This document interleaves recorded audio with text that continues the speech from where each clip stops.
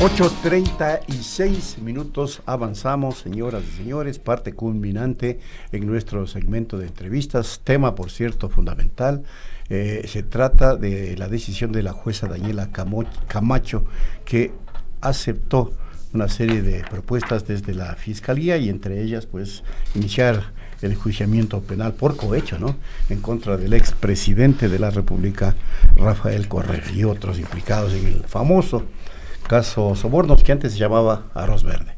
Fausto Jarrín, abogado de Rafael Correa, y Alexis Mer está aquí. Le consultamos sobre esta temática, que es un tema de preocupación a nivel judicial. ¿Cómo está, Fausto? Bienvenido. Muchas gracias, Washington. Qué gusto estar nuevamente en estos micrófonos. Como digo siempre, las emisoras, y si hubiese, porque creo que no los hay, los canales de televisión que tratan de mantener un esquema imparcial, son tan necesarios para la sociedad dentro del marco de las circunstancias en las que estamos desenvolviéndonos actualmente. ¿Qué puedo decir sobre el llamado a juicio? No esperábamos otra cosa. Realmente pensar que una justicia inconstitucionalmente evaluada por organismos ad hoc, puestos a dedo, por un Consejo de la Judicatura puesto a dedo, por un Consejo de Participación Ciudadana que llegó a dedo en una consulta inconstitucional, era ilusorio pensar que podíamos esperar otra cosa. A veces uno como profesional considera que las cosas están demasiado claras. Así como la fiscal, he visto en las redes sociales, dice que el llamado de atención sobre el desorden y la falta de objetividad de su acusación es un tema de estilos, refiriéndose a lo que dijo la jueza. Bueno, pues mi estilo definitivamente no le entiende al estilo de la Fiscalía. Y tampoco termino de entenderle a la jueza, porque con todo lo que la jueza argumentó y revisó durante las casi 8 o 9 horas de diligencia que tuvimos el viernes, creo que la consecución lógica de todo ese análisis de falta de imparcialidad, de falta de objetividad, de haber considerado erróneamente a un convenio de cooperación eficaz como un esquema de impunidad, todo eso debía haber terminado con un sobreseimiento generalizado, no solo a mi representado, el expresidente Rafael Correa. Vengo diciéndolo y lo afirmo y lo confirmo, porque a mí me gusta hablar así, que este proceso debía haber sido Pamela Martínez, Odebrecht y Nexo Global. El resto de personas, inclusive la misma Laura Terán, que me parece que era una simple empleada de Pamela Martínez, a la que le chantaron los archivos verdes, no son responsables del delito de cohecho. Yo creo que Pamela Martínez junto a Odebrecht sí. ¿Y a través de quién? De la empresa Nexo Global y sus principales personeros. El resto, mire, no serán santos de mi devoción, no han sido mis amigos jamás, pero Hidalgo, Concermin, todas las empresas que están metidas en esto, que además le está generando una afectación gigantesca al gremio de la construcción, les está poniendo en la línea esta comunicacional de acusarnos siempre de ser culpables de todo lo que la Fiscalía dice. Es muy delicado, es muy grave y es muy injusto. Fausto, el viernes cuando le llamó a juicio la jueza Camacho al expresidente Correa y al resto de procesados, Camacho llamó la atención a la fiscal Diana Salazar y habló de una falta de objetividad. La Fiscalía ya ha sido señalada por supuestamente priorizar casos del correísmo y dejar de lado otros, como los desaparecidos, los femicidios, etcétera, y no darle la misma importancia. ¿En qué contexto se produjo este llamado de atención, este jalón de orejas a la fiscal? ¿Y cómo es posible que si la misma jueza llama la atención y le dice que hay falta de objetividad, haya aceptado sus argumentos? Este llamado de atención, que no fue el único, es con lo que la jueza inició la audiencia. Así que esas interpretaciones marketineras de la Fiscalía, así como cuando le cambió el nombre al proceso, que no le cambió el nombre sino por una sola razón, porque Odebrecht no puso presidente, porque Odebrecht no está ni acusado. Por eso le cambió el nombre al proceso, porque era un peso para la Fiscalía tenerle como nombre a un proceso, una investigación que decía que Odebrecht puso presidente. Desde el inicio, la jueza de garantías penales constitucionales le llamó la atención a la Fiscalía. Y no se refirió a la priorización de casos del correísmo como tal, sino que lo que estableció, por ejemplo, y que creo que es lo que motivó este llamado de atención, es que la Fiscalía actuó en deslealtad procesal con la misma jueza, porque al inicio del proceso de esta audiencia teníamos 3 delitos. Así empezó la audiencia de preparatoria de juicio, con un supuesto concurso real de infracciones que tenía como tipos penales el cohecho, el tráfico de influencias y la asociación ilícita. Después de que tuvimos toda la primera parte de la audiencia, toda la primera parte que es muy importante, que es una parte procesal en donde la jueza decide sobre su competencia, sobre la procedibilidad, sobre las nulidades procesales. Después de eso, después de que la jueza justificó su competencia en la reformulación de cargos que se hizo en el caso de Alexis Mera por los 3 delitos, después de eso, la fiscal le hace conocer a cada una de las partes procesales y también a la jueza que no iba a acusar por las 3 cosas. Y de una forma además prepotente, porque hasta ahora no nos ha dicho por qué. Entendemos por qué, sabemos por qué. Porque si es que teníamos asociación ilícita y tráfico de influencias, el momento en el que este proceso fue a juicio con personas que no se encuentran en el país, se hubiese tenido que suspender. Y suspender hubiese evitado que lo que ellos están buscando, que es la sentencia ejecutoriada contra el expresidente Correa, para que no pueda ser candidato. No hay que darle vueltas a las cosas, no hay que buscar la justificación complicada, esto es facilísimo. Deslealmente la fiscal retira 2 cargos sin dictamen abstentivo, sin que la jueza sepa, luego de que la jueza justificó en la reformulación su competencia, le deja sin ese piso, y por supuesto la jueza se ve obligada a llamarle la atención, se ve obligada a decirle que un convenio de cooperación eficaz refiriéndose a Odebrecht no es sinónimo de impunidad. Se ve obligada a decirle a la Fiscalía que faltó imparcialidad y objetividad en el procesamiento de la información. Se ve obligada a decirle a la Fiscalía que no justificó por qué a ciertas personas que aparecen en los cuadernos estos o en los archivos estos, ni siquiera les investigó. Yo sí sé por qué, por ejemplo, no le investigó a Odebrecht, porque la Fiscalía es parte de la mesa de negociación. Junto al procurador del Estado, que es el acusador particular, ellos se sientan junto a Odebrecht a negociar el retorno de esa compañía y están negociando inclusive la devolución de dineros. Y eso es público. No me estoy inventando nada ni estoy diciendo secretos procesales. Eso es público. Tan público que Odebrecht le acaba de amenazar hace una semana al Estado ecuatoriano en que si no le devuelven esos recursos va inclusive a poner en riesgo la cooperación eficaz. Ahora vamos a la parte política del tema judicial, usted ya lo acaba de analizar, pero cohecho no prescribe. Y se puede enjuiciar en ausencia. Así es. Es decir, al expresidente lo pueden sentenciar tranquilamente y con eso coartar su posibilidad de participación electoral, ¿no? Ese es el único plan y el gran plan desde el 24 de mayo del 2017. Y eso es lo que buscan. Pero es tremendo eso, abogado. Terrible. Terrible, es terrible, es vergonzoso, es un atentado a toda la legitimidad democrática de la función judicial. De la Fiscalía ya ni me voy a referir porque la Fiscalía ya es un organismo más del Ejecutivo, no forma parte de la función judicial actualmente.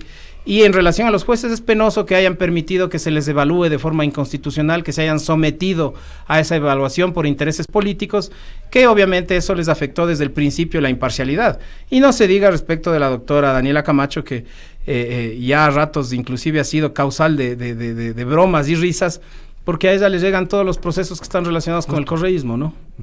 Fausto, el Procurador General del Estado, Íñigo Salvador, al comentar el llamado a juicio en el caso Sobornos, dice que entre los que están procesados el expresidente Correa, mencionó que la entidad es parte del proceso en calidad de acusador particular con la finalidad de demostrar que hubo un daño contra el Estado ecuatoriano y las personas que sean condenadas tendrán que resarcirlo. Dijo que la defensa de los acusados trata de restar importancia a los cuadernos de Pamela Martínez, pero estos son solo una mínima parte de la enorme prueba que dice tener la Fiscalía del Estado, y para ello ha citado que Alianza País usó alrededor de $7 millones sin reportarlos al Consejo Nacional Electoral. Esto es como parte cómo justifica la Procuraduría esta acusación particular. Tanto es desordenada la forma en la que se llevó este proceso, que la fiscal planteó alrededor de 830 elementos de convicción en la audiencia, y en la Procuraduría 420. La jueza les redujo a 180. ¿Por qué? Porque toda esa gran cantidad de elementos de convicción les repitieron para cada procesado. Así llegaron a esos números. Por eso es que a nosotros nos genera vergüenza realmente. Es decir, para poderle influenciar a la ciudadanía en estos agendas de medios ilegales que hace la Fiscalía, que hace el Procurador siendo parte del proceso, ellos hablan de miles de pruebas, bueno, multiplicadas por 24. Entonces resulta que contra el expresidente Correa tienen 6 elementos de convicción, no 800. De los cuales uno es el nombramiento de presidente, otro es los decretos con los que nombraba ministro y otro es la papeleta de depósito de $6,000 del fondo de los funcionarios. Entonces, ahora sí, cuando vayamos al juicio y el procurador, en su condición de acusador particular, tenga que decirle al expresidente Correa, a través mío, como su defensor técnico, cuáles son las pruebas que tiene contra él, bueno, ahí nos vamos a ver las caras. Ahí nos vamos a ver las caras. Y en el caso del procurador, más aún, porque la jueza me permitió exigirle al procurador la declaración juramentada en relación al proceso. ¿Por qué declaración juramentada? Porque los funcionarios de ese rango no necesitan ir en calidad de testigos, pero va a tener que presentar a mis preguntas una respuesta juramentada. Vamos a ver cómo le quedan las cosas al Procurador General del Estado cuando además es público y notorio que es parte de la mesa de negociación de Odebrecht. Ahora, en estos elementos de convicción, la jueza destacó dos, el que relaciona a Correa con el delito de cohecho, el 80, que habla de un depósito de $6,000 en la cuenta corriente del exmandatario en mayo de 2014, y el 81, que se refería a la ampliación de la versión de la ex asesora François Villalba de septiembre de 2019, quien reconoció que su jefe inmediato de la presidencia de la República fue el exmandatario Rafael Correa y que él le solicitó un préstamo de $6,000 que fue pagado íntegramente en 12 cuotas de $500. ¿Cómo esto puede constituir un elemento de convicción cuando por un lado se reconoce que fueron fondos que aportaban ellos, que fue un préstamo y que fue pagado? Entonces, ¿dónde está el delito? ¿Dónde está el cohecho? Eso es lo que me pregunto yo y realmente a veces otra cosa es estar durante las diligencias. Ustedes debían haber estado ahí para darse cuenta la incertidumbre, la sorpresa de los 26 abogados que estaban ahí cuando yo escuché los elementos específicos que había contra mi defendido. Me regresaron a ver y atónitos me decían, ¿es eso? La versión de la colaboradora que se encargaba de sus asuntos personalísimos, François Villalba, que lo que dijo es que sí, que del fondo de los funcionarios le dieron un crédito para pagar un sobregiro y que él pagó 500 mensuales durante un año y devolvió. Se hizo depositar en su cuenta personal, se hizo depositar con un cheque del fondo y devolvió todo, una parte en efectivo y otra parte en cheques, tal como él estaba acostumbrado a hacer durante los 10 años en los que trabajó como presidente de la República. Eso es cohecho. ¿Dónde está el contrato? ¿Cuál fue la empresa que le benefició a Correa? ¿Por cuál obra? ¿Cuál fue el beneficio? Vergonzosamente el Procurador General del Estado, cuando le tocaba justificar eso, dijo que el beneficio fue ganar elecciones. Él no se ha enterado que las elecciones no se compran. Ahí tienen los amigos de este gobierno, a Alvarito Noboa y a Guillermo Lasso, que seguirán gastándose fortunas en campañas electorales y no van a llegar a ser presidentes nunca. Pues esa fue la justificación de Íñigo Salvador. Que ganar elecciones es la demostración del beneficio ilegal de estos supuestos aportes irregulares a campañas políticas. Ahora, la trama, como usted debe conocer, abogado, va a continuar. Esta trama de persecución, el expresidente ya ha calificado al caso Sobornos como una gran payasada. Se debe presumir entonces que si esta trama continúa, eventualmente en un momento determinado Correa va a ser condenado. Y entonces la defensa, ¿qué argumentos jurídicos, técnicos y políticos va a recurrir? Algunos temas jurídicos a los que definitivamente le echaré mano, no los quiero adelantar porque no le quiero hacer saber a la Fiscalía mi estilo, ya sabemos el de la Fiscalía. En relación a lo otro, primero que nada, como dije, yo considero que la Fiscalía es una oficina más del Ejecutivo. Ahí es donde se están determinando a quién, cómo y cuándo perseguir. Ahí es donde se determinan hasta por tweets de ciertos ministros a quién hay que detener y a quién no hay que detener. Le queda un año. Esa es la premura que tienen, por eso no nos acusaron por los otros tipos penales. La persecución va a seguir, pero les va a durar este año. Y tenemos que nosotros estar listos para técnicamente, profesionalmente seguirnos defendiendo como nos hemos seguido defendiendo. Estos procesos van a llegar a sedes internacionales. Las medidas cautelares que nos están otorgando de forma repetitiva y que no serán las últimas, se van a seguir repitiendo porque este gobierno y sus estamentos han violado derechos humanos. Y tenga la absoluta certeza de que mi trabajo, ya en mi calidad de defensor técnico, no concluye el día que termine el proceso aquí. Tenemos procesos presentados ante el Comité Permanente de los Derechos Humanos, tenemos procesos presentados por persecución política, tenemos procesos presentados por una diversidad de cosas, pero claro, la situación internacional a veces toma un poco más de tiempo, pero llega. Fausto, este proceso o este llamado a juicio puede implicar que se reactive, que se insista en pedir al Interpol una nueva orden de difusión roja contra el exmandatario. Van a pretender impulsarla, no es una nueva orden, es una sola que está en estudio de la Interpol. Fue, sí, en cierta manera negada. La segunda no fue negada, la segunda está en estudio. Interpol tiene también una estructura, tiene una secretaría jurídica que se encarga de verificar este tipo de casos. Interpol se ha presentado una solicitud de análisis sobre esas supuestas difusiones rojas que fueron divulgadas por conocidos políticos, abogados que están muy cercanos a la fiscalía y por varios periodistas. Más aún tomando en cuenta que, por ejemplo, en la situación de Yamil Massou, que se hizo toda una bomba mediática sobre la supuesta difusión roja, que yo tengo mis dudas de que exista, la jueza le acaba de sustituir la medida cautelar. Entonces, si es que esa fue la única difusión roja que este gobierno ha conseguido contra uno de los procesados, pues bueno, la jueza acaba de echarla al piso. Y las otras tendrán que pasar el tamiz que han tenido que pasar todas las anteriores y que por eso han sido negadas. No tratarse de temas políticos o de persecución política. Ese tamiz en relación al expresidente Correa, es imposible que estas solicitudes la pasen, porque aquí hay un cooperador eficaz, exfuncionario, y aquí hay fiscales y jueces y funcionarios públicos dando declaraciones todos los días de procesos abiertos. Si eso no es persecución política, yo no sé qué es. Interpol eso tiene muy claro. Fausto, en otro tema, perdón, una consulta más, Fausto, en otro tema, la Comisión Interamericana de Derechos Humanos otorgó medidas cautelares al expresidente Jorge Glass, usted es abogado de él en lo que corresponde a la CIDH. Entiendo yo, usted ya va a empezar a hacer los acercamientos con el Estado para que esas medidas cautelares se cumplan. ¿Cuándo va a comenzar y qué respuesta ha tenido ya?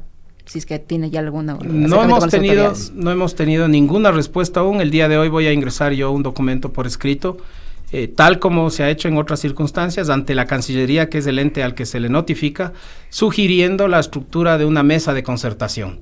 Seguramente el Estado hará lo mismo que hizo la vez anterior, y es ponernos a cargo de una Secretaría de Derechos Humanos que dice que los derechos humanos no están dentro del rango de sus capacidades de protección. Y seguramente será nuevamente SNAI, la Secretaría de Servicio de Atención a los Privados de Libertad, quien le haga propuestas a esta defensa técnica sobre los temas de seguridad e integridad. Eso no agota ni cumple las medidas cautelares, ni se agotaron ni se cumplieron en relación a la prefecta de Pichincha y otros, porque, por ejemplo, yo le exigí a la Secretaría de Derechos Humanos que se pronuncie sobre las agendas de medios en donde se habla de los procesos, y la Secretaría de Derechos Humanos me dijo que eso estaba fuera de sus competencias. Entonces, las medidas cautelares, tanto en el tema de Paola Pavón como en el tema de Jorge Glass, seguramente serán cumplidas de forma parcial. Yo pretendo que a Jorge Glass se le permita cumplir el resto de su pena en un arresto domiciliario por razones de salud, por razones de integridad, por la violencia en la que se desenvuelven nuestras cárceles, y esa va a ser mi pretensión. La anuncio ya de forma abierta desde ya. Pero ¿cabe la posibilidad de que no se dé y lo trasladen a la cárcel 4 como inicialmente estaba? Cabe la posibilidad, efectivamente, pero mi pretensión la he planteado. Veamos qué nos propone el Estado dentro del marco del cumplimiento de estas medidas. Una última cosa en el tema de Rafael Correa. Las instancias jurídicas luego de llamamiento a juicio, ¿qué implican? Eventualmente puede darse una sentencia, ¿no es Vamos cierto? a tener el juicio, después tendremos la posibilidad de apelar. Por la cuestión temporal, ¿no? Vamos a tener el juicio, aún no se ha sorteado tribunal, ya. Espero que respeten al menos los tiempos y los plazos. No creo que suceda, yo creo que mañana ya tendremos tribunal, de ahí tendremos la posibilidad de la apelación y después tendremos la posibilidad de someter la sentencia a un proceso de casación. El problema para el asunto de los tiempos es que la envergadura que tendrá el juicio va a ser bastante amplia, ¿no?